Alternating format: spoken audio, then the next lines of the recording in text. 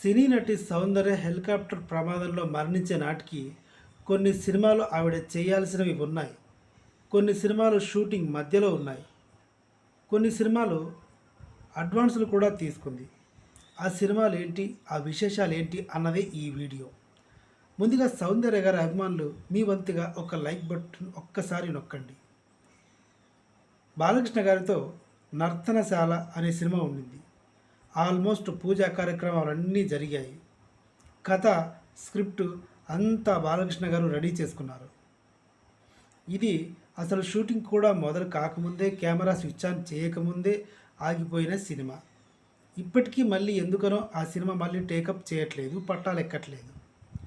తర్వాత దాసరి నారాయణరావు గారి దర్శకత్వంలో మోహన్ బాబు, సౌందర్య హీరోయిన్లుగా వచ్చిన సినిమా కొండవీటి సింహాసనం. ఈ సినిమా సగంలో ఉన్నప్పుడే హెలికాప్టర్ ప్రమాదం జరిగింది.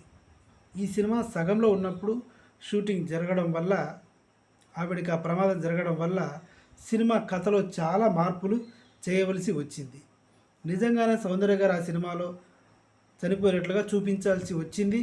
కొన్ని చోట్ల సీన్లు కట్ చేయాల్సి వచ్చింది. ఇదంతా కవర్ చేయడం కోసం ఉదయభాన్తో ఐటమ్ సాంగ్ చేయించాల్సి వచ్చింది. దాసరి నారాయణరావు గారికి పెద్ద తలనొప్పిగా అయింది. మొత్తానికి ఈ సినిమా అయితే ఫ్లాప్గా మిగిలింది.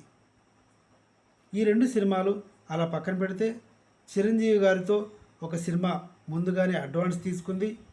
హరికృష్ణ గారితో కూడా స్వామి అనే సినిమా ముందుగా అడ్వాన్స్ తీసుకుంది. కానీ సౌందర్య గారికి రాజకీయ పర్యటనలో భాగంగా కుదరకపోతే స్వామి అనే సినిమా మీనా గారు చేశారు. ఇలా ఇంకో 4-5 సినిమాలు చేయాల్సి ఉండింది. కానీ అనుకోని ప్రమాదం వల్ల హెలికాప్టర్ 30 అడుగులు పైకి ఎగిరిన తర్వాత ఫ్యాన్ తిరగడం ఆగిపోయింది. దెబ్బకి పైనుంచి హెలికాప్టర్ భూమిని ఢీకొట్టింది. భూమిని ఢీకొట్టిన తర్వాత ఫ్యూయల్ ట్యాంక్ బర్న్ అయ్యి పెద్దగా మంటలు వచ్చాయి. సేఫ్టీ టీం దగ్గరకు వచ్చేసరికి ఒక్క బోన్ పీస్ కూడా మిగలకుండా పోయింది. ఇది సౌందర్య గారు మరణించిన నాటికి సినిమా విశేషాలు. వీడియో నచ్చితే సబ్స్క్రైబ్ చేయండి. Thank you.